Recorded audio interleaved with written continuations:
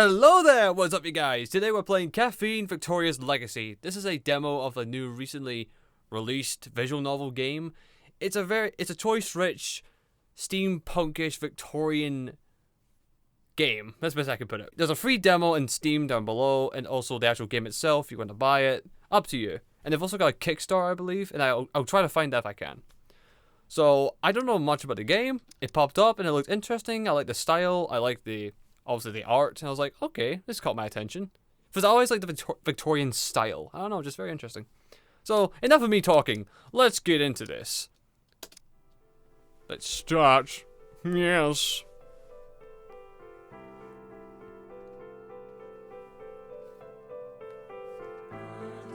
In darkness. Oh God. Oh. It's so bright but so beautiful. The rising sun colors the skies to the east. The aura of purple gradually fades and merges with the hilly contours, leaving the red and orange to clash for dominance in the painted sky.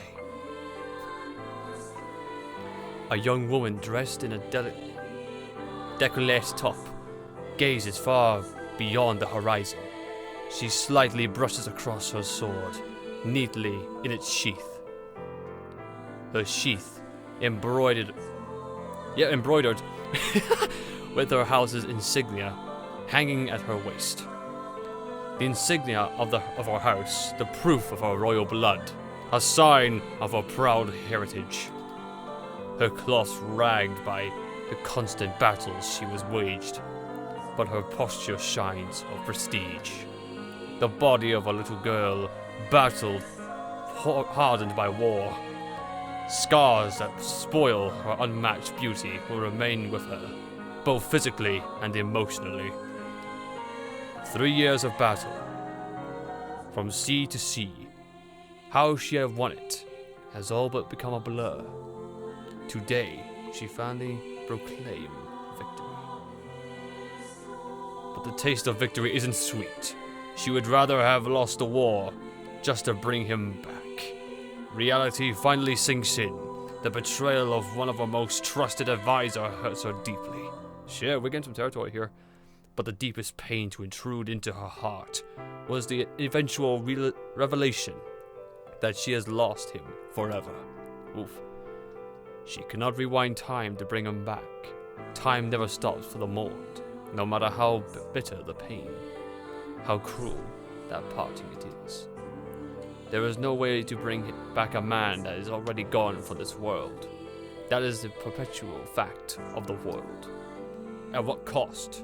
She shouts into her heart. She looks at the barren land, devoid of all contents that should have made this place a great land to start all over again.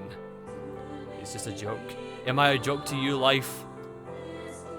I fought so hard for so long. I sacrificed so many of my good men. In exchange, this is what I get? An island filled with barren rocks and hungry mosquitoes. Where it rains so hard my knees are covered with mud. She swallows her tears and nearly chokes. No, she cannot cry. That, not when her companions are looking at her. She tries to smile to herself. Always have a smile on your face. Be there! Be there! What will she from 3 years ago say in this situation? 3 years ago, she was still young and naive, a brave soul who will dash towards anything, ignoring the perils that befall her. There was no challenge that could dim the light in her heart. She knew exactly what that little girl would say.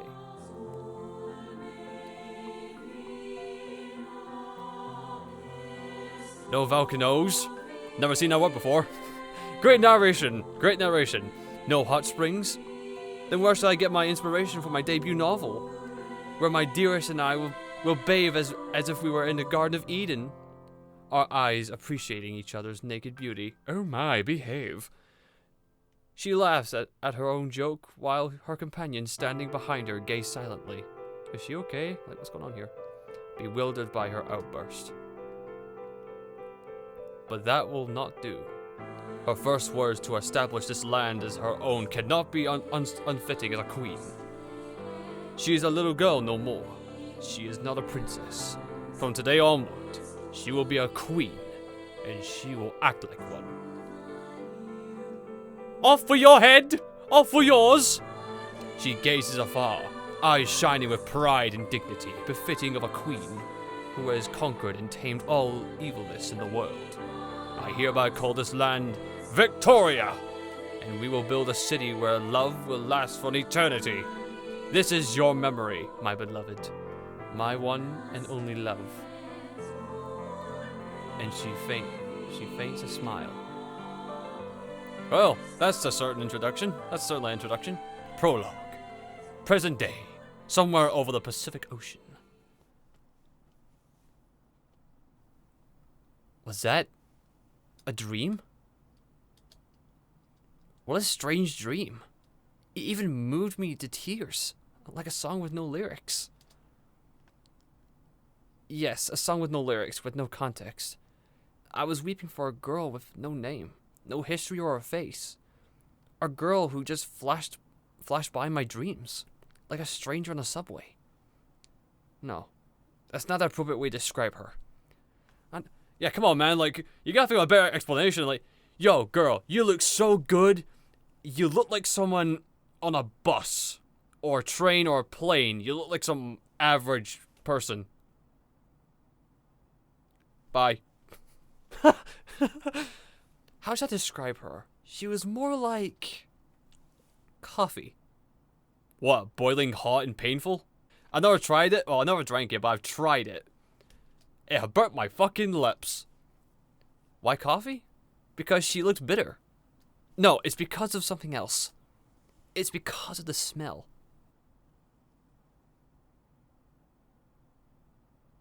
Okay. Just don't go too close smelling people like, you smell like coffee. What? Wait, come on. Shh. And it is at this moment I find myself fully awake, inside a cockpit that is very, very much my reality. Beside me is a woman pouring out coffee with a rich, sweet scent.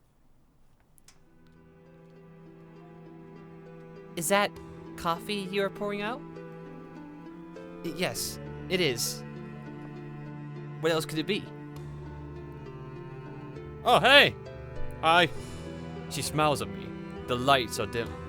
I have a feeling she is intentionally covering her eyes with her cap, which feels so out of place on this plane. She's gonna kill me. Coffee brewed with cold water in a cold brew bottle. Bought some bottled water and started brewing the coffee 12 hours ago. Better than the swill they ever served in the plane. You've been brewing that coffee for the past 12 hours? Yes, I have. You can't use the hot water in the plane to brew hot coffee. You know they use toilet water to serve coffee and tea. That is just an urban myth. A plane only... Who are you? It's just feeling tense right now. It's just the music feeling kind of tense right now. A plane only has one water tank. Of course they come into the same source. But I do not plan to argue. I'm old enough to know that this is the appropriate way to respond to nod politely and make a soft, whispering, Yes, you make good sense. That is, logical. Yes. Even finding the right bottled water was such a hassle. There were so many brands. I bought all of them, tasted them one by one. Most of them were terrible, too acidic, too sweet, too soft. Took me a while to find the perfect water for brewing my coffee. You can taste the difference? Of course I can. I can smell the minerals just by taking a sniff. Too sweet. Too spicy. Just right. I'm a barista, and water is the most important element in a cup of coffee. Add bad water to get great coffee beans, and you end up with terrible coffee. But use great water for average coffee beans. Your coffee still turns up amazing. Okay, no offense, sweetheart, but you're giving me stranger danger vibes. She's giving me an uncomfortable feeling that she's gonna drug me or something. Do you want to try some? Lesson 101, if some stranger offers you a drink, don't drink it. Not a good idea. No. Sure, coffee that doesn't sound... Okay, sure, coffee that doesn't come out of the toilet. Woohoo! I really don't feel like it. Yeah, the music does not help, the lighting doesn't help. Nah, I'm good, but I appreciate your kindness. I'm just gonna go back here. Someone help me. Somebody help me. Could someone swap seats with me, please? Stewardess! Help! Stewardess! I mean, I'm intrigued, but I'm not really sure about her. Maybe I'm just being naive. Or nervy. After all, there can't be bad guys on the plane. Especially one that's offering you her morning brew. Are you kidding me, dude? You don't know what she's from. You know where she's from. You don't know who she is. She could be doing all God knows kinds of things. No thanks. I'm fine. I insist. I promise you an experience you'll never forget in a lifetime.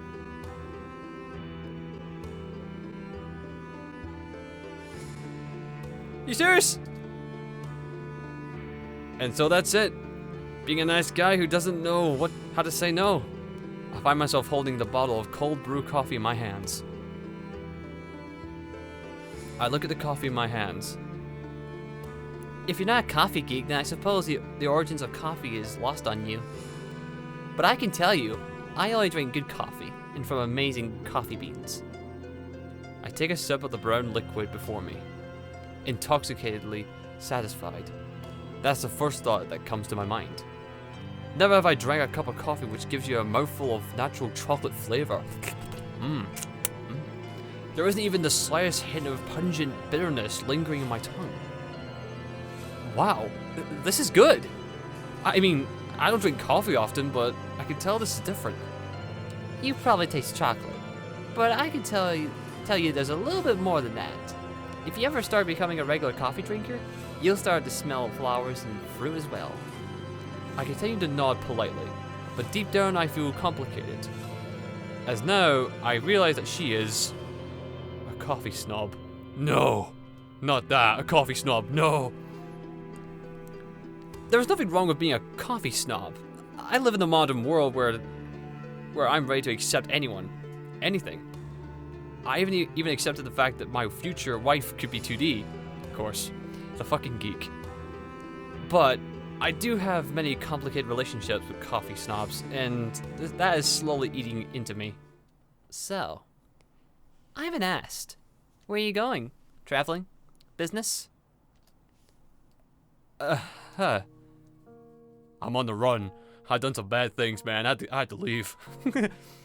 And that was all I said to her. Sweet and short, conveying no information of particular importance. But even if not her, I should probably say something about myself. Even though there is nothing, absolutely nothing interesting about me. You see, my name is Taka Knight, and I'm an ordinary. I am ordinary. You'll not find someone as plain and boring as me. I'm the perfect self-insert protagonist if there were a video game. Wow, meta. I wear checkered shirts and jeans. Hey! The only thing you ever see me wear, my best friend was my dog called Jack, who died 10 years ago. Oh, sorry, dude. And my greatest fear when talking to girls is getting electrocuted. Seriously. Seriously, just particularly my nipples, because they always get nipple clamps and just shock me. That's my worst fear. Weird fear, I know, but don't ask. Even the therapist didn't get it. As for my gender preference, the number of digits on my bank account, or whenever I had sex debut yet, those are questions I would rather keep to myself. Why? Because I'm ordinary, and the world isn't kind to ordinary people, and that creates no impact on the world around them. I learned it the hard way, and I learned that the best way to protect myself is to be vague with everything. Okay. I mean, I kinda get him. I get this guy. That's why I'm not telling her I'm going to search for my mom. No, that's not something a bit out of the ordinary for me. Yes, my mom. I haven't seen my mom since I was 6. Recently, I've been having dreams about her. It's at a coffee shop where my parents and I used to live. The coffee house was also named after me. Taka Coffee House. I remember that coffee house. Taka Coffee House. Every morning I would hear the sound of pulleys and The awnings would roll down smoothly, like a toy train on its tracks. I would sit on the floor next to the green wooden chairs, pretending myself to be a drummer, cling to the banging of the metal frames. Then I would run out of the cafe and push my face against the windows, Hey! Nah. making naughty faces towards the customers.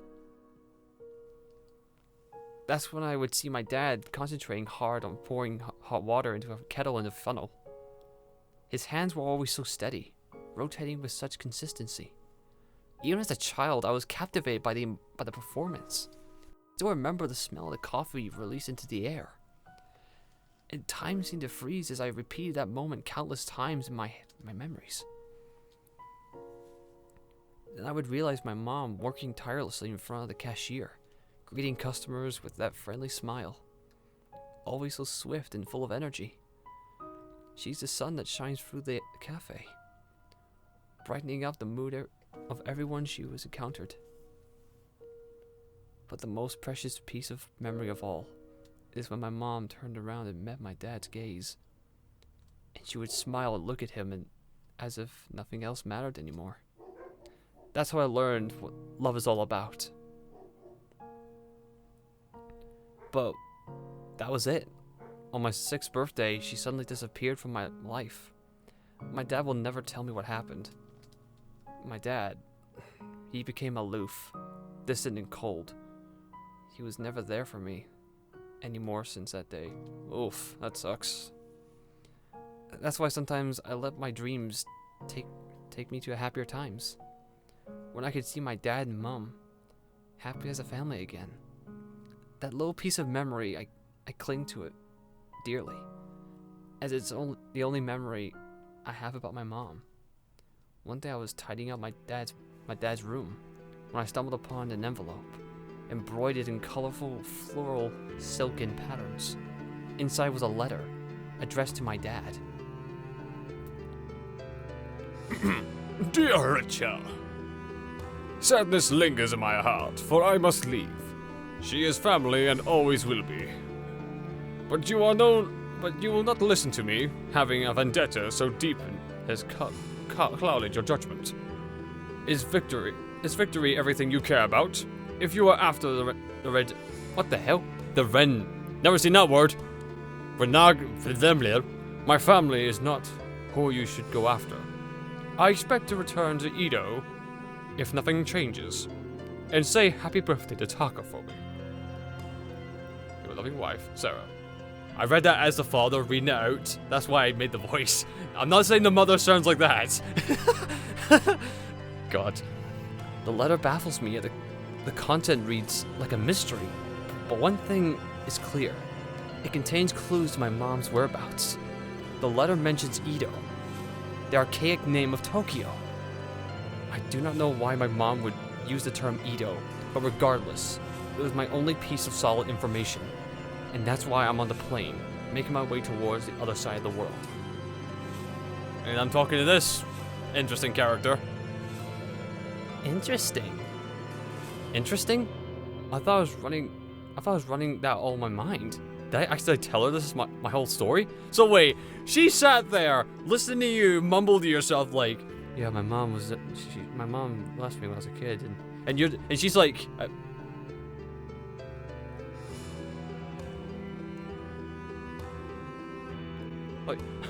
damn, dude, like, you're like Deku, man. So, you are Taka. Yes, I'm Taka. But did I ever tell you my name?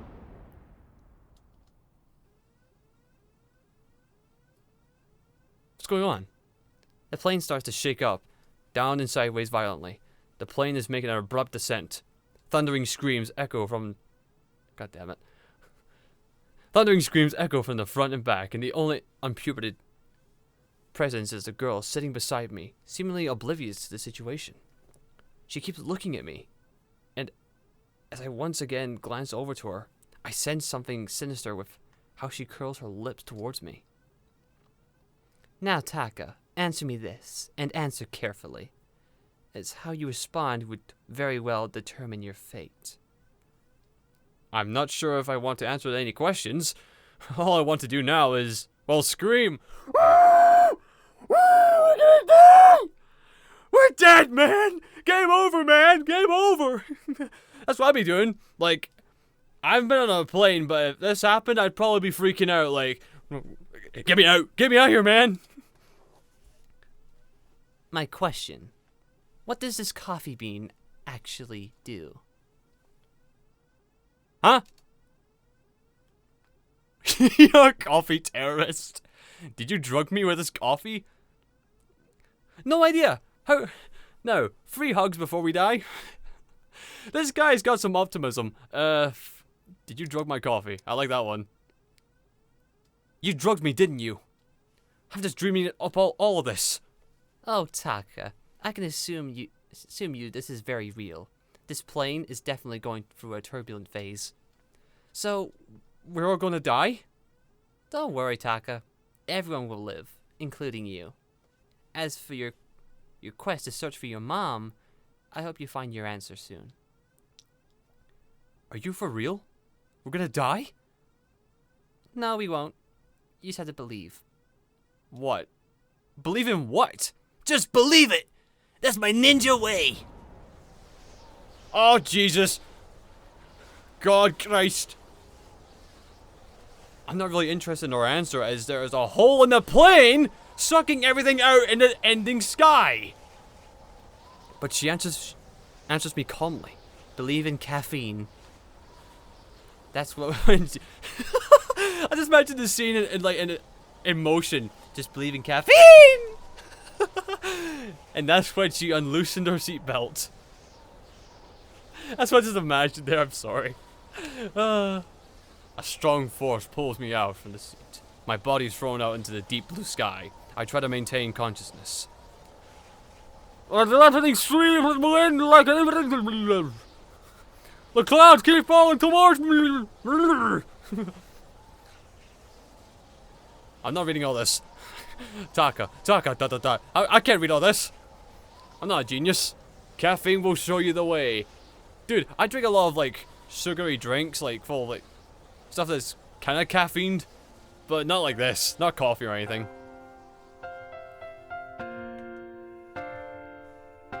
Dun, dun, dun, dun, dun, dun.